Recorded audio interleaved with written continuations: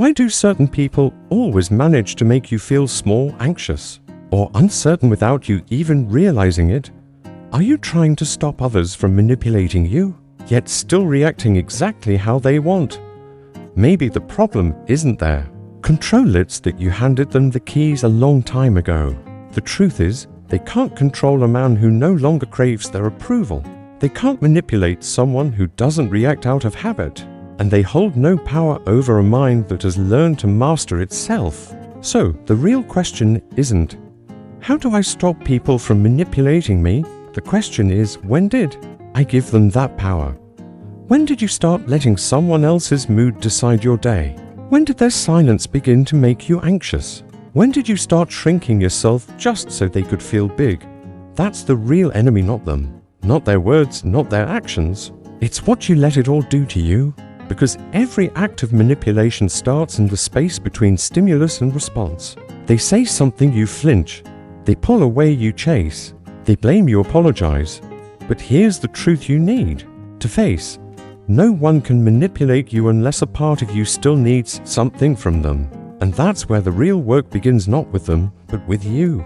Epictetus once said, "No man is free who is not master of himself." Until you become emotionally self-sufficient, until you stop reaching outward to be filled, you'll always be vulnerable to outside influence.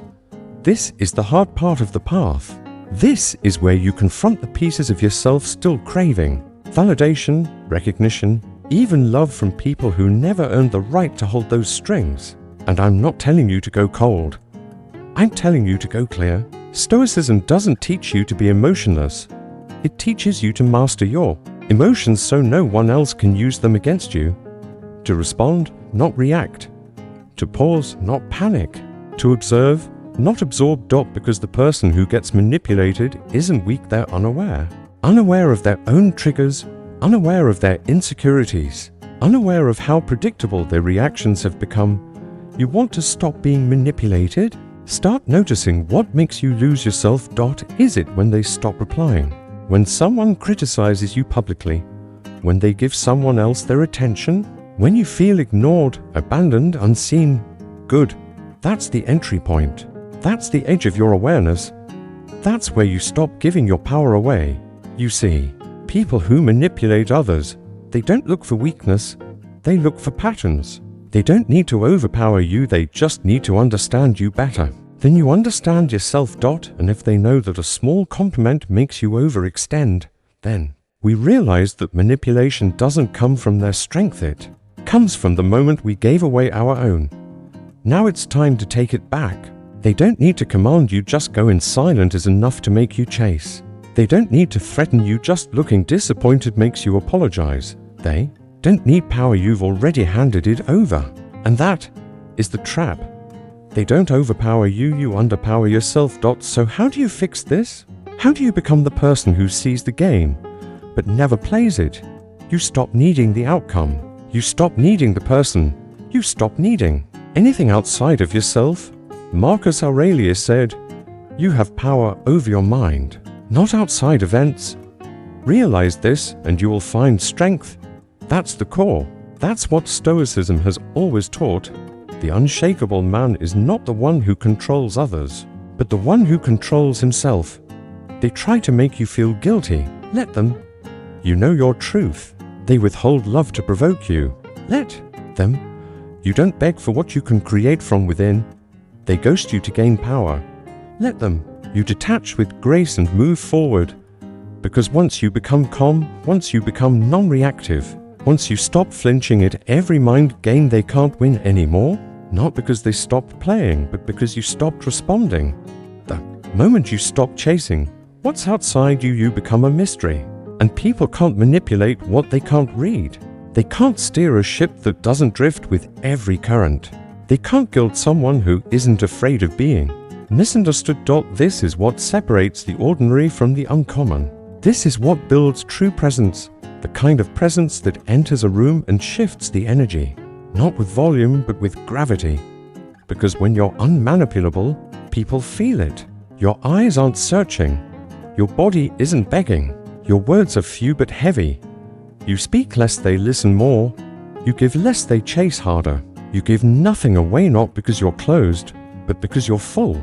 And a full man doesn't beg, he chooses, he evaluates, he observes the world without being entangled by it. That's the goal. Not to be distant, but to be disciplined. Not to be cold, but to be conscious. Not to be feared, but to be respected.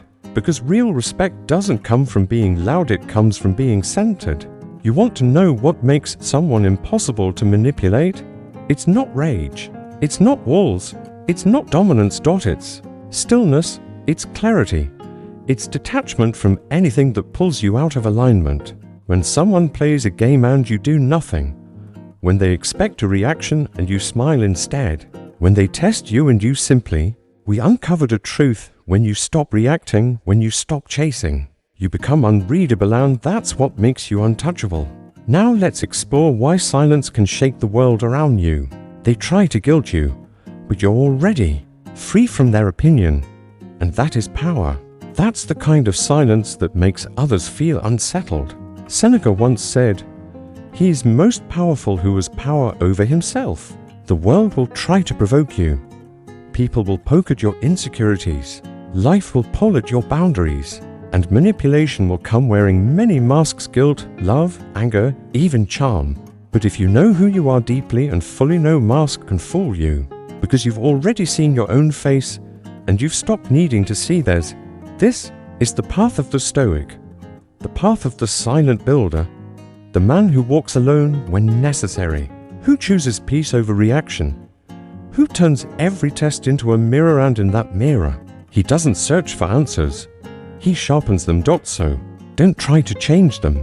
Don't waste time explaining yourself to people who profit from misunderstanding you.